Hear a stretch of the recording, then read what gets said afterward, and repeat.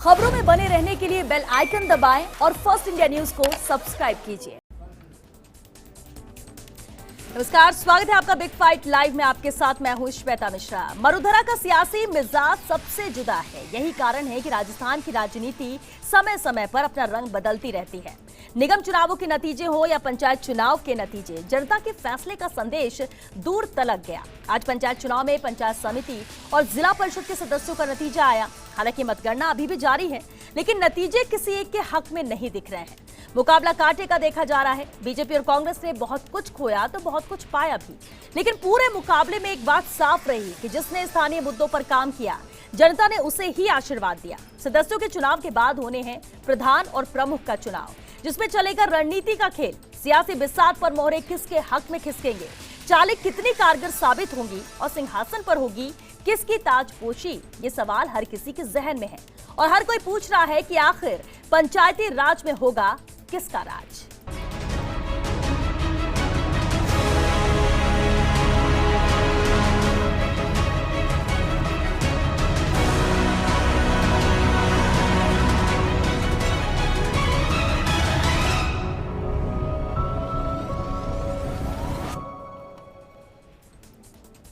तो कहीं जीत का जश्न, कहीं मातम मात का, कहीं खिला कमल, कहीं कब्जा हाथ का। किसे मिला जनता के विश्वास का सम्मान, किसका होगा प्रमुख, किसका होगा प्रधान, और सबसे बड़ा सवाल कि पंचायती राज में किसका राज। बिग फाइट पे बहस आज जिसे है मुद्दे पर, और बहस के लिए मौजूद है हमारे साथ खास मेहमान। चले उनसे रूबरू करा देते हैं आपको। हमारे साथ है बीजेपी नेता मनीष पारिक जी, कांग्रेस नेता आरसी चौधरी जी हमारे साथ है, और साथ ही राजनीतिक विश्लेषक प्रकाश भंडारी जी भी हमारे साथ है। बहुत स्वागत है आप सभी का बिग फाइट लाइव में।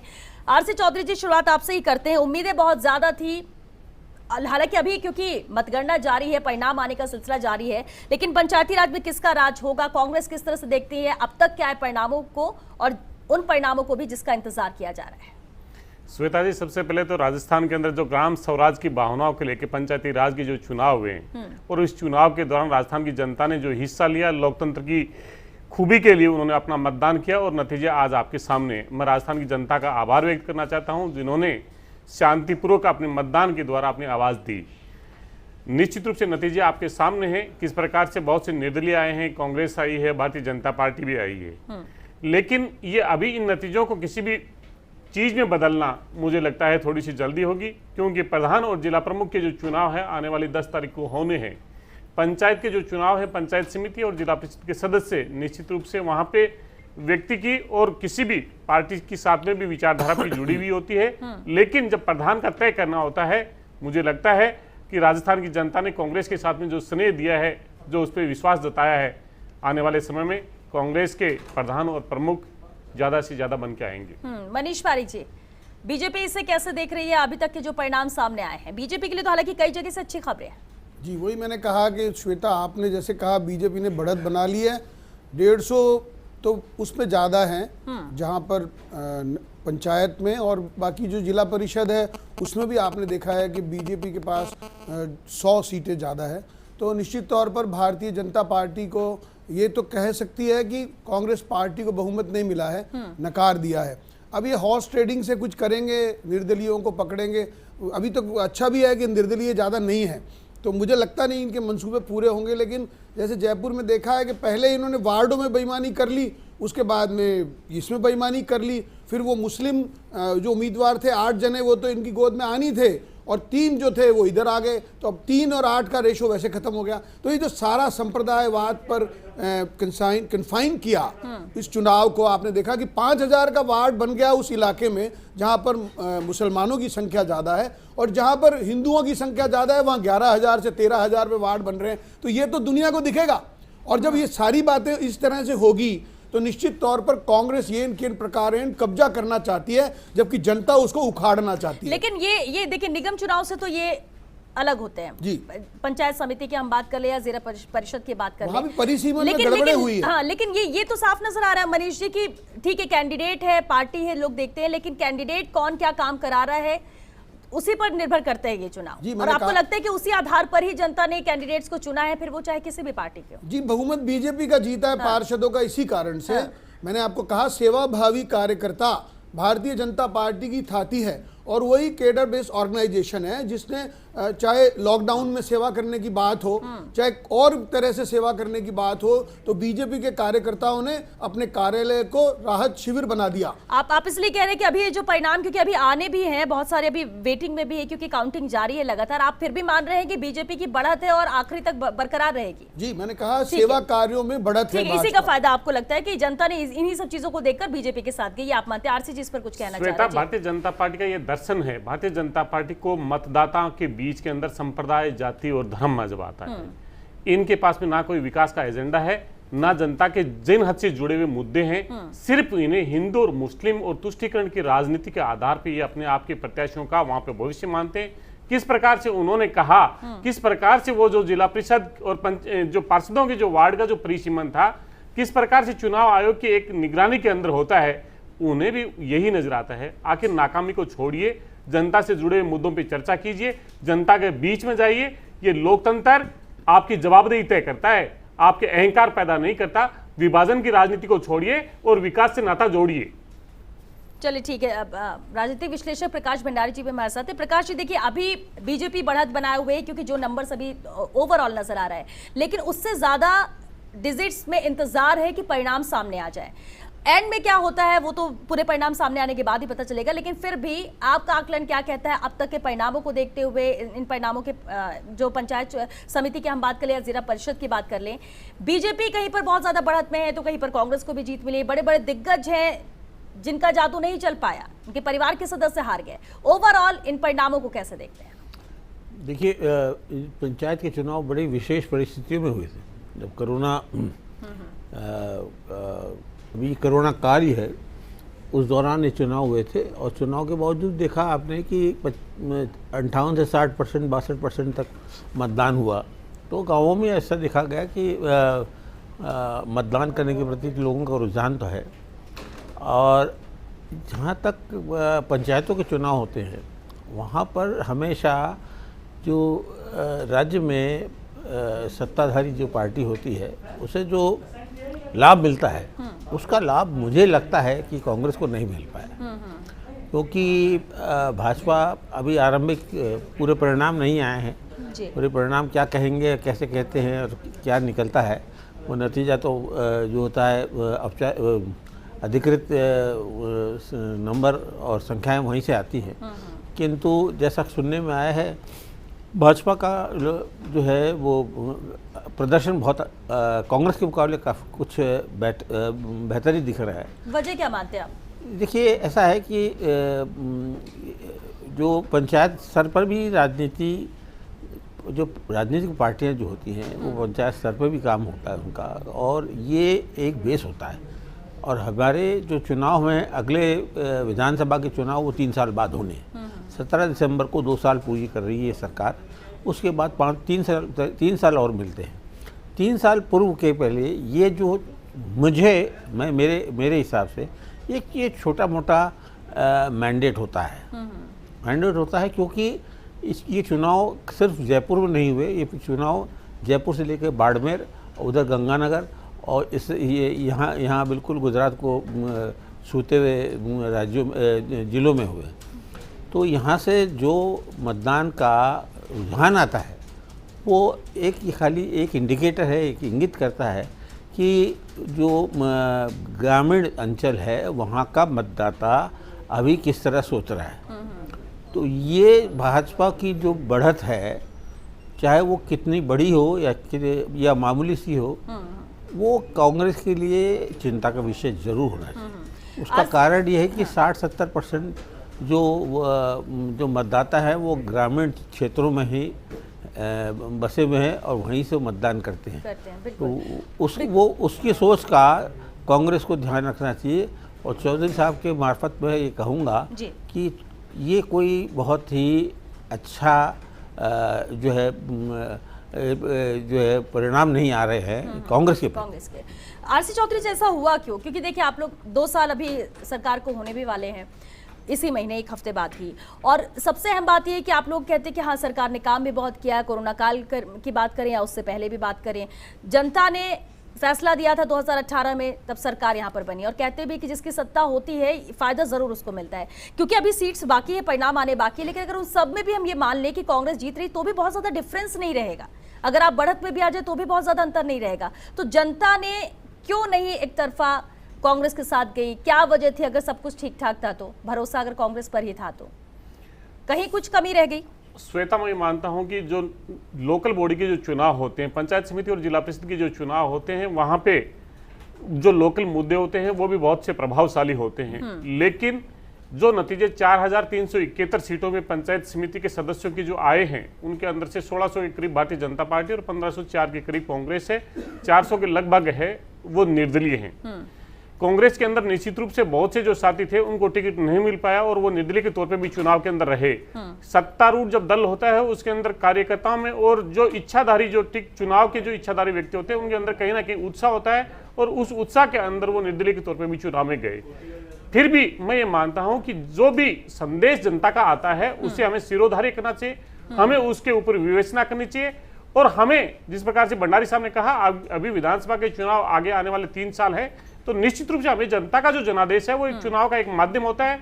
जो जनादेश आया है, क्या हमारी योजना धरातल तक पहुंच पाई है या नहीं पहुंच पाई है, हम इस पर मंथन करेंगे। ये भी है ना आरसी जी कि अभी 2 ही साल हुआ है, 2 साल में ही अगर जनता ऐसे मूड बदल रही है या फिर, और हम इसको नकार नहीं सकते। देखिए हर चुनाव बहुत अहमियत रखता है, और उसमें भी अगर पंचायत समिति की बात करें, जिला परिषद की बात करें, बहुत अहमियत रखता है। निगम के चुनाव में भी कैसे नाक का सवाल बन जाता है और पूरी एड़ी चोटी का जोर ऊपर से नीचे तक लोग लगाते हैं, पार्टी के कार्यकर्ता से लेकर बड़े मंत्री तक। श्वेता जी, आपने देखा कि नगर निगम के चुनाव के अंदर जहां पे शहरी मतदाताओं के बीच में जो कहते थे कि कांग्रेस एक ग्रामीण भारत की पार्टी है, उसके अंदर जो 6 नगर निगम के चुनाव के नतीजे जो अभी आए उसके अंदर 4 पे कांग्रेस की पार्टी जीत के आई।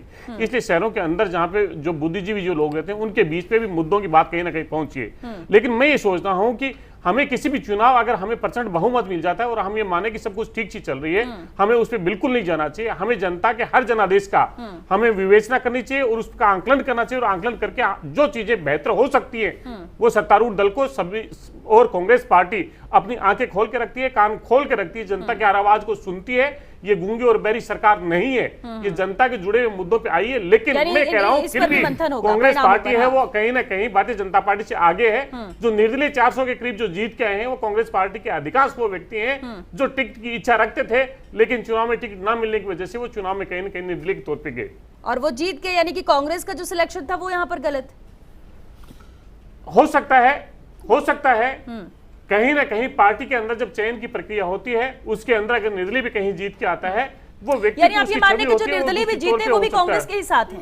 क्योंकि मैं कहीं पे अधिकांश पे देखा, अधिकांश जगह पे देखा। हाँ, पूरी पे भंडारी साहब निश्चित रूप से पूरी जगह पे नहीं हो सकती होगी, लेकिन जहाँ पे हम बहुत से जिलों के अंदर गए, बहुत से जिलों के अंदर देखा है जिन लोगों से बात हो रही है, कहीं पे 1 सीट का 2 सीट का जो चीजें हैं वहाँ पे निर्दलीय है वो। अच्छा ठीक है, ज्यादातर कह सकते हैं, सब नहीं लेकिन ज्यादातर निर्दलीय कांग्रेस के साथ जाएंगे, आप ऐसा मानते हैं? तो ऐसा है, ये आरपी चौधरी साहब कह रहे हैं निर्दलीयों का कोई ईमान धर्म नहीं होता। चुनाव वो जीत के आते हैं, वो अपना वो देखते हैं। देखिए उनका भी आगे का खेल है। अभी सरपंच प्रधान और जिला परिषद के जिला प्रमुख के जो चुनाव होने हैं, ये कहाँ पैतरा बदलेंगे, कहाँ क्या होता है। लेकिन ये कहना कि सारे 400 के 400 बीजेपी कांग्रेस के हैं, ये कहना बहुत, क्योंकि ये रेबल्स होते हैं, ये बागी जो होते हैं ये दोनों ही पार्टियों के होते हैं, और ऐसे छोटी मोटी पार्टियों के भी रेबल्स होते हैं। ये भी देखिए आप, वहाँ भी बागी होते हैं। और ये जो बागी हो जाते हैं वो बिल्कुल उनका किसी विशेष पार्टी विशेष से कोई लगाव नहीं होता। वो जहाँ कुछ उन्हें मिलता दिखता है वो करता है। उसका कारण जहाँ अपने फायदे की बात हुई वही उनके साथ, और इसलिए पहले से कुछ नहीं कहा जा सकता, दावा किया जा सकता, ये नहीं कह सकते कि वो। मनीष वारिक जी, अब ठीक है, कई जगह हमने देखा, अब क्योंकि ग्राउंड जीरो से भी हमारे संवाददाता ने एक जानकारी दी कि कहां पर कैसे स्थिति बनी, पहले क्या था माहौल और कैसे संभावना पहले कुछ और थी और परिणाम कुछ और आते हैं। लेकिन अहम सवाल ये भी है कि जहां पर भी दिग्गज थे, जहां पर उम्मीदें थी, वहां पर वो हार जाते हैं या उनके परिवार के सदस्य हार जाते हैं। ऐसे में बीजेपी की रणनीति को जरूर पॉजिटिव बताया जा रहा है कि एकजुट होकर लड़ी, और कई जगह ऐसे था कि वो हराने के लिए कांग्रेस तैयार थी, लेकिन कांग्रेस को वहां पर हारना पड़ा। किसी एक जगह की बात नहीं करते, लेकिन ओवरऑल हम लेकर चल रहे हैं। मनीष वारिक जी, क्या आप मानते हैं कि बीजेपी की रणनीति यहाँ पर काम आई, कैंडिडेट का सिलेक्शन यहाँ पर ज्यादा बेहतर था, आप अगर बीजेपी के माने तो, या फिर मुद्दों की बात की गई, या फिर जो कैंडिडेट आपने चूज किया जनता उसके साथ गई, भरोसा उस पर जता दिया और इसीलिए ये नंबर्स में अभी आप आगे हैं? नहीं श्वेता, ये क्यूमुलेटिव एस्पेक्ट है चुनाव, ये सामूहिक बातें होती है, कई सारी चीजें प्रभावित करती है। आपने जिस दिन का उल्लेख किया निश्चित तौर पे सब लोगों की बात है, लेकिन बड़ी बात तो क्या है, एक तो ये झूठी सरकार है राजस्थान की, ये युवाओं को धोखा देती है, कहती है तुमको नौकरी देंगे और 1,25,000 नौकरियां कोर्ट पे लंबित पड़ी, कोई लेना देना नहीं, कुछ नहीं कर रहे। 35,000 पद खत्म कर दिए, लोगों को लगा क्या क्या हुआ? किसान को बात करी, जब किसान उसको कहा कि तेरा ऋण माफ कर देंगे, उसको माफ किया नहीं, उसको युवा को कहा कि तेरे को 3,000 रुपए देंगे, तमाम जो मुद्दे हैं इस राजनीति के अंदर जो विश्वास का नेताओं से जो विश्वास उठाने का अगर कोई काम किया तो भारतीय जनता पार्टी करती है। किस प्रकार से लोकतांत्रिक व्यवस्था के अंदर राजनीतिक नेताओं से आपने विश्वास का जो हास किया है वो कभी हो नहीं सकता। फोटो खिंचाते घूमते रहे, कोरोना में किसका ध्यान नहीं रखा इन्होंने, किट बांटने में भेदभाव किया। लेकिन मनीष जी, कोरोना में सरकार ने काम तो किया है, सरकार ने काम तो किया है, आप कह रहे हैं कि बिल्कुल नहीं। पैसे कितने उठाए, घोटाला निकलेगा, किसको बांटा? भारतीय जनता पार्टी के प्रदेशाध्यक्ष सर्टिफिकेट के घोटाले में शामिल रहे और उन्हें हटाया गया पद से। भारतीय जनता पार्टी के मुख्यमंत्री शामिल रहे और आप छोटी छोटी बातें करें। यहाँ पे राजस्थान में जो कोरोना हो सकता है, हमने ये नहीं कहा कि कांग्रेस बीजेपी के लोगों ने प्रशंसा की और उसी की बदौलत किट खरीदे आज और आपने लोगों को बांटे। कोरोना पीड़ित हुए और स्वस्थ होकर हमारे बीच में, उसी की यही वजह फर्क है। ये सरकार का दम्भ और ये सेवक का विनम्रता, ये दोनों परिलक्षित हो रही है। आपने देखा, ये दम नहीं, कभी नहीं ये कहा झूठ का पुलिंदा और झूठ की बात और जवाबदेही से दूर भागने वाले अगर लोग, किसानों की बात करने वाले लोग, आप ये बताओ, युवाओं की बात करने वाले आपकी लोग, सरकार है और किट हम बांट रहे हैं, ये तमाशा तो यही हो गया। लेकिन मनीष पारिक जी, मनीष पारिक जी, एक मिनट, आरसी जी, जरा बात सुनिए सर। आरसी जी, मनीष पारिक जी, ऐसे तो सर चर्चा नहीं होने वाली। देखिए आप लोग ने बात रखी है, ठीक है। जब मैं बोलता हूँ तो इनको यही जवाब दिया जाता है कि जोर से बोलो ताकि सुनाई नहीं दे। मैं कह रहा हूँ अगर आपकी ट्रेनिंग होती है, आप सिखा के भेजते हैं, ये तो संघ का काम है, बीजेपी के लोगों का काम है। सर यहाँ तेज बोलने का कंपटीशन नहीं हो रहा है सर।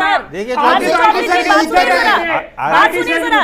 आरसी चौधरी जी, आरसी चौधरी जी, आरसी चौधरी जी, 2 लाख सरकार क्या कर रही है? ठीक है सर, चलिए वक्त नहीं खत्म कर देते, डिबेट ही खत्म करते हैं सर। मनीष पारिक जी, मनीष पारिक जी, संगठन बनाया, मनीष पारिक जी, मनीष पारिक जी, मनीष पारिक जी, मनीष पारिक जी। आप ये देखिए कि गाँव के अंदर जो राजनीति मतलब जो होता है, जो आधार होता है मनरेगा, सब्सिडीज जो बढ़ती हैं और जो बीपीएल परिवारों को जो मिलना है, ये करना है, किसे चिन्हित करना है, किसे नहीं करना है, ये सब बातें राजनीति का हिस्सा होती है। और यही गाँवों की राजनीति जो है कोई राष्ट्रीय धारा पर नहीं चलती। गांव की राजनीति तो गांव के जो समस्याएं हैं और गांवों के अंदर किसे काम मिला मनरेगा में क्या घोटाला हुआ, ये जो सब्सिडियां बढ़ती है और केंद्र सरकार और राज्य सरकार की ओर से जो रेवड़ियाँ बांटी जाती है उसमें जो घोटाले होते हैं, ये सब विषय होते हैं जिसके आधार पर पंचायत के चुनाव लड़े जाते हैं। प्रकाश एक बात और बताऊं आपको कि ये नया ट्रेंड आया है, जो नया ट्रेंड आया है वो मठाधीशों का, वो है एक परिवार के अंदर, वो कभी एक परिवार के अंदर पति गया तो पत्नी बन गई और ये हुआ, भतीजी बन गई, बहू हो गए, ये सब बातें जो हो रही थी गाँव में अब धीरे धीरे वो कम हो रही है। लेकिन ये बात बीकानेर में जरूर गलत साबित होती है। जब अगर हम उनकी बात करें, गोविंद मेघवाल की बात करें, जिनकी पत्नी बेटा बेटी तीनों ही जीते हैं कांग्रेस से और वहां पर केंद्रीय मंत्री के बेटे को उन्होंने हराया, तो कहीं पर अगर ये बात कही जाती है कि नकार रहे लोग कि एक परिवारवाद जो चला आ रहा है वैसा नहीं चाहिए, तो कहीं पर हम ये मान सकते हैं कि कहीं कभी एक साथ एक जो हमारी कुप्रथाएं हैं वो एक साथ कभी समाप्त नहीं होंगी। लेकिन गाँव के प्रति गाँव में जो जागरूकता है, विशेषकर पिछड़े वर्ग का, विशेषकर ओबीसी का, इनमें बात आप देखें तो ये बातें आ रही हैं उनके, वो परिवारवाद और ये, क्योंकि वही आगे चल के एमएलए बनते हैं और वही चल के एमपी भी बन जाते हैं, तो ये सब बातें लोग भी समझ रहे हैं कि हमें इनके पीछे या इन्हीं के परिवार को नहीं बढ़ाना है, जो कैंडिडेट जो परिवारवाद के पीछे जो रोष हो गया, जो रोष शुरू हुआ है, वो मैं समझता हूँ बहुत ही सकारात्मक है। लेकिन एक बात है सर, अभी आपने कहा कि स्थानीय मुद्दे और ये बहुत ही अलग होते हैं गांव के जो चुनाव होते हैं ग्रामीण क्षेत्रों में, लेकिन इस बार की अगर बात करें, ये साल इसलिए भी अलग है क्योंकि कोरोना काल आया, महामारी है। इस वक्त किसने क्या आपको लगता है कि ये भी एक वजह रही है कि किसने काम किया, किसने नहीं किया, किसने मदद पहुंचाई? देखिए ये भी क्या कहीं पर कुछ कोरोना मैटर का करता है इस चुनाव में? जहाँ तक कोरोना का सवाल है, जी। कोरोना का के हिसाब सरकार के भी आंकड़े देख लें आप, तो कोरोना का जो है असर गांवों के अंदर कुछ कम है। अगर वो हमारे वहाँ के लोग जो अगर स्वस्थ हैं तो उसके कारण ये है कि वो अलग रहते हैं और सामान्य जीवन जो शहरियों का होता है उससे उनका बेहतर है होता है जी। चलिए सर, तो क्योंकि वहाँ- वक्त खत्म हो रहा है, एक लास्ट कमेंट जरूर आरसी जी। श्वेता, एक लाइन में। मैं इतना कहना चाहूंगा, इन भारतीय परिणामों पर जनता एक पार्टी के जो दो दिग्गज नेता जिनके दो में तो नहीं हुआ, सतीश पूनिया जी कॉन्स्टिट्यूंसी और वसुंधरा जी कॉन्स्टिट्यूंसी में नहीं हुआ, लेकिन गुलाब सिंह सत्तावत नेता प्रतिपक्ष हैं और दूसरा राजेंद्र जी राठौड़ हैं। दोनों के ही पंचायत समिति के अंदर, दोनों के ही जिलों के अंदर भारतीय जनता पार्टी को करारी शिकस्त मिली है। इसलिए ये कहना कि भारतीय जनता पार्टी के प्रति लोगों का आकर्षण बढ़ रहा है, ये बिल्कुल ऐसे तो बेबुनियाद और कांग्रेस झूठा के भी है। कई दिग्गज हैं, कांग्रेस के भी कई दिग्गज हैं जिनकी साख दांव पे थी और हार भी गए वो। मनीष जी, एक लास्ट कमेंट सर। मैंने कहा सेवा भाव को तवज्जो मिलती है लोकल लेवल पे। मैं आपको यही बता रहा हूं कि भारतीय जनता पार्टी को तो दिल्ली में जैसे विपक्ष वाले करते हैं, हल्ला मचाना था, किट नहीं मिला, भूखे मर रहे हैं लोग, लोगों को इलाज नहीं मिल रहा, हमने पैरेलल व्यवस्था खड़ी कर दी श्वेता, और उसके कारण लोगों को भोजन मिला, भ्रष्टाचार लोगों को की ये बात हुई, कहीं निकले, आपने देखा, वो कहीं तो निकले, आपका काम है, आप कहीं निकले, आपने निजी कहा, शहरों की बात कर रहे हैं, शहरी शहरों की बात निकले। करोगे, देखिए, पूरा विपक्ष आपने वाले की बजा बात रहे करते हैं, हैं, जिम्मेदारी बजा रहे हैं, है, आप आजादी बजा रहे हैं है। पूरा। आपने आप मनीष अपने आप जी, को बोलना मनीष जी, मत भूलिए, मनीष जी, आपके पास शब्द नहीं है। चलिए, ठीक है सर। पारिक की आवाज को दबाना थाली से भगा रहे थे, कोरोना को थाली से भगा रहे थे। चलिए सर, पूनिया जी के वक्त खत्म हो चुका, नेतृत्व बहुत में शुक्रिया, कोरोना बहुत का शुक्रिया इस चर्चा में शामिल होने के लिए। लेकिन जनता का विश्वास जिस पर था वोट उसे दिया, जिससे उम्मीदें थी वोट उसे दिया, और इसलिए जो रिजल्ट अब तक आए हैं वो दर्शा रहे हैं कि कहां पर किसको बढ़त मिलती है। हालांकि अभी भी मतगणना जारी है, परिणाम आने अभी भी जारी हैं और बहुत से परिणाम ऐसे हैं, रिजल्ट से करीब 300 के करीब हम पंचायत समिति की बात कर लें और ऐसे ही करीब जिला परिषद की बात कर ले जिसमें परिणाम आने बाकी है। लेकिन अब तक के जो परिणाम है उसमें बीजेपी ने जरूर बढ़त बनाई हो, और एक बात तो तय है कि जो कहा जाता था, ये जो संभावनाएं बनी थी पहले से, उससे दरकिनार करते हुए परिणाम कुछ और आए हैं और ये जनता का मैंडेट है, जनता का फैसला। हालांकि इंतजार करते हैं कि ओवरऑल परिणाम क्या आते हैं, रात तक तस्वीर भी साफ हो जाएगी। चलिए 6 बिग फाइट लाइव में आज के लिए बस इतना ही। नमस्कार।